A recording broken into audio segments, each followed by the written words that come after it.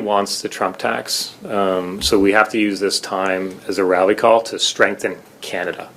That means looking at our own internal trade policies across the country, excuse me, and just asking ourselves like simple questions like, why is it so hard to send a bottle of wine from one province to another?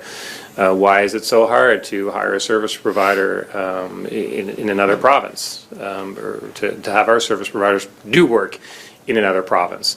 We went through this with doctors and healthcare professionals, and basically we reached the conclusion: good enough for Ontario, Manitoba, BC, good enough for Nova Scotia, and we've had good success with that.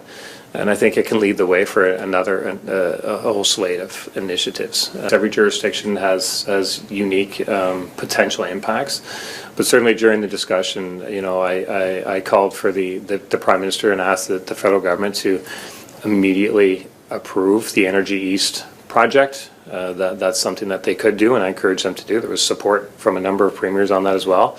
If we needed more urgency to strengthen our country, we got it, right? So we need to make sure that we have incredible natural resources. We have to recognize that and tap into that potential. That's a strength we have as a country. It's certainly a strength we have as a province.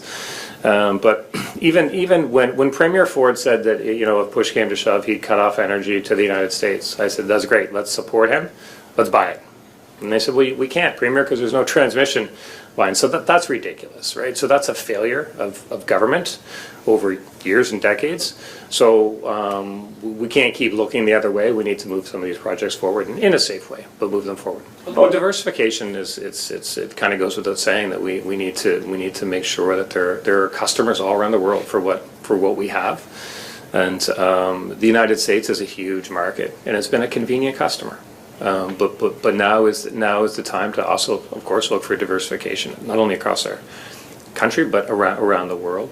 And a project like the Energy East could move resources from the west to the east and then onto Europe. Like, it will open up incredible opportunities for our country.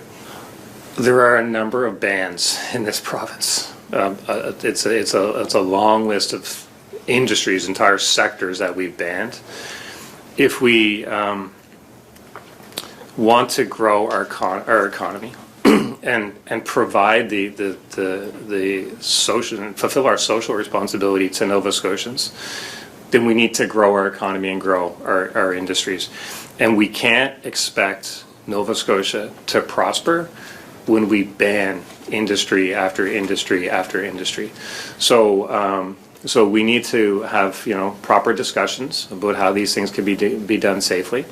But the reality is I hear from families every single day who are having trouble paying their bills. I hear from families every single day that are just struggling with housing, with paying for their power, making decisions about what to buy instead of groceries. Like, I hear from those families every single day.